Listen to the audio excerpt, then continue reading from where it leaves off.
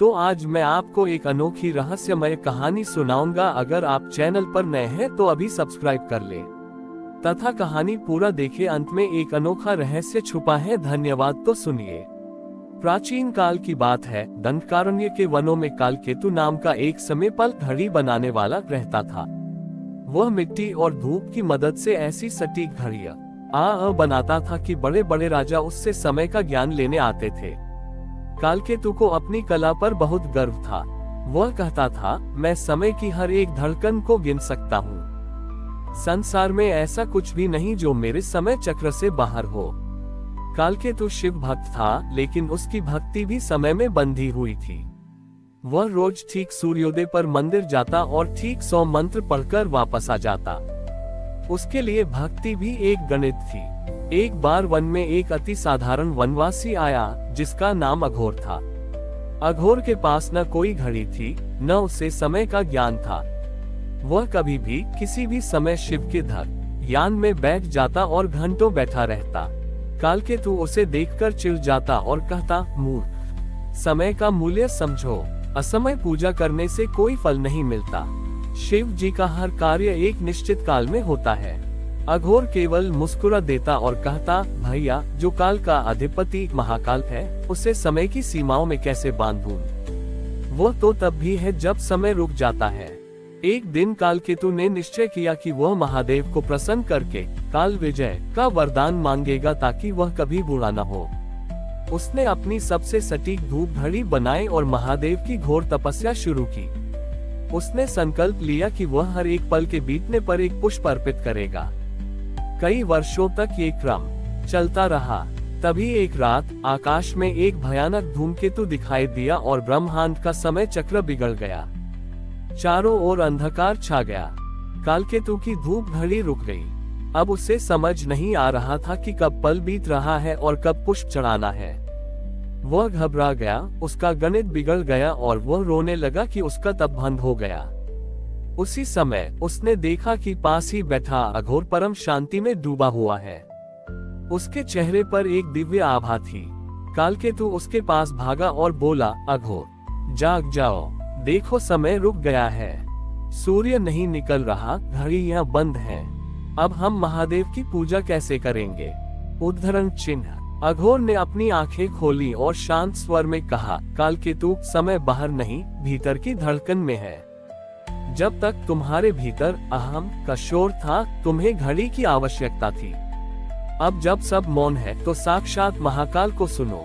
जैसे ही कालकेतु ने अपनी आंखें बंद की, उसे अपने हृदय की हर धड़कन में ओम नमः शिवाय का नाद सुनाई देने लगा। उसे एहसास हुआ कि उसने जीवन भर केवल समय को गिना था, उसे जिया नहीं था। अचानक उस गहन अंधकार के बीच एक विशाल ज्योति प्रकट हुई। साक्षात महादेव अपने तांडव मुद्रा में प्रकट हुए। महादेव की जटाओं से समय की धारा बह रही थी। उन्होंने कालकेतु से कहा, ग्रेटर देन पुत्र, जो समय को मुट्ठी में कैद करना चाहता है वह समय का दास बन जाता है, और जो समय को मुझ में सौंप देता है वह कालजयी हो जाता है। अघोर की पूजा इसलिए श्रेष्ठ थी क्योंकि उसके लिए समय साधन नहीं, समर्पण था। Greater than. कालकेतु का सारा गर्व मिट गया। उसने अपनी कीमती घड़ियां नदी में प्रवाहित कर दी और समझ गया कि महादेव की सबसे बड़ी पूजा वर्तमान क्षण में पूरी तरह डूब जाना है। उस दिन के बाद वह वनवासी अघोर के साथ मौन रहकर शिव की सेवा करने लगा। लोगों ने देखा कि कालकेतु अब समय नहीं बताता था, बल्कि उसकी उपस्थिति मात्र ये लोगों को मानसिक शांति मिलने लगी थी। समय की सीमाओं को लांघकर जब कालकेतु ने महादेव के महाकाल स्वरूप को जान लिया, तो उसकी कुटिया अब केवल एक घर नहीं, बल्कि एक ऐसा स्थान बन गई जहां समय ठहर जाता था। लोग वहां अपनी चिंताओं को लेकर आते और कुछ पल बैठने मात्र से उनका मन शांत हो जाता।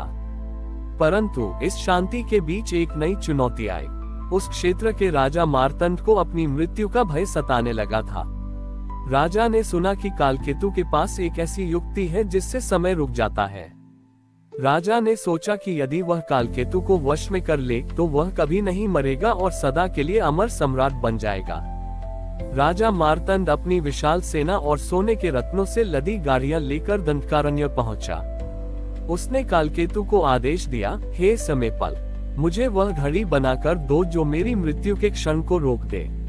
मैं तुम्हें संसार का सबसे धनी व्यक्ति बना दूंगा। कालकेतु ने धीरे से अपनी आंखें खोली और राजा की ओर देखकर मुस्कुराया। उसने कहा, महाराज, समय को रोकना मेरे हाथ में नहीं है, और यदि समय रुक गया तो आप कभी अमर नहीं होंगे, बल्कि आप एक पत्थर की तरह जड़ हो जाएंगे। अमरता समय को रोकने में नहीं, समय के पार जाने में है। राजा को लगा कि कालकेतु उसे धोखा दे रहा है। उसने क्रोध में आकर अघोर को बंदी बनाने का आदेश दिया, जो पास ही ध्यान में बैठा था। राजा ने कहा, यदि तुमने कल सूर्योदय तक वह अमर घड़ी नहीं बनाई तो मैं इस वनवासी के प्राण ले लूंगा। पूरी रात कालकेतु मौन रहा। उसने मिट्टी उठाए और एक शिवलिंग बनाया। उसने राजा से कहा, महाराज, कल का सूर्योदय आपके जीवन का सबसे महत्वपूर्ण सूर्योदय होगा। बस धैर्य रखें। अगले दिन जैसे ही सूर्य की पहली किरण धरती पर पड़ी, राजा अपनी तलवार लेकर आया। लेकिन उसने जो देखा उससे उसके हाथ कांपने लगे। उसने देखा कि कालकेतु और अघोर दोनों गायब थे। उनके स्थान पर दो विशाल वृक्ष खड़े थे, एक बरगद का और एक पीपल का। उन दोनों वृक्षों की जड़ें उस मिट्टी के शिवलिंग को कसकर पकड़े हुए थीं। अचानक उन वृक्षों की पत्तियों के हिलने से एक मधुर ध्वनि गूंजने लगी, जो ओम का उच्चारण कर रही थी। राजा ने जैसे ही उन वृक्षों को काटना चाहा, उसे अपनी परछाई में एक बूढ़ा व्यक्ति दिखाई दिया। वह कोई और नहीं, स्वयं राजा मार्तंड का भविष्य था। उसने देखा कि वह बूढ़ा हो रहा है, उसके बाल सफेद हो रहे हैं और वह मिट्टी में मिल रहा है। राजा भय से चिल्लाया, यह क्या माया है? उद्धरण चिन्ह। तभी आकाशवाणी हुई, ग्रेटर देन राजन, यह माया नहीं, सत्य है। कालकेतु और अघोर ने अपना अस्तित्व मिटाकर स्वयं को प्रकृति में विलीन कर लिया है। वे अब समय से मुक्त हैं।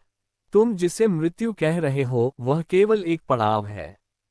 जो पकड़ने की कोशिश करता है वह खो देता है, और जो सब कुछ शिव को सौंप देता है वह इन वृक्षों की भांति युगों युगों तक जीवित रहता है। Greater than. राजा मार्तंड का अहंकार उस क्षण ढह गया। उसे समझ आया कि अमरता शरीर की नहीं, बल्कि कर्मों और भक्ति की होती है। उसने अपनी सेना वापस भेज दी और उन दोनों वृक्षों के पास एक छोटा सा आश्रम बनवाया। वह राजा अब समय को जीतने के लिए नहीं, बल्कि समय का सदुपयोग करने के लिए जाना जाने लगा। कहते हैं कि आज भी उस वन में वे दो वृक्ष मौजूद हैं। जो लोग वहां जाते हैं उन्हें अपनी घड़ी की टिक टिक नहीं, बल्कि अपने ही भीतर शिव का नाद सुनाई देता है। कालकेतु ने सिखा दिया कि जो समय को गिनना छोड़ देता है, महादेव उसे अपनी गोद में स्थान देते हैं। हमारी और भी आध्यात्मिक एवं अनोखी कहानियां देखने के लिए हमारे चैनल पर जाएं तथा धार्मिक एवं पौराणिक अनोखी कहानियां हमारे चैनल पर है। कृपया जाके देखें तथा हमारे चैनल को सब्सक्राइब करके रखें और वीडियो लाइक जरूर करें। धन्यवाद।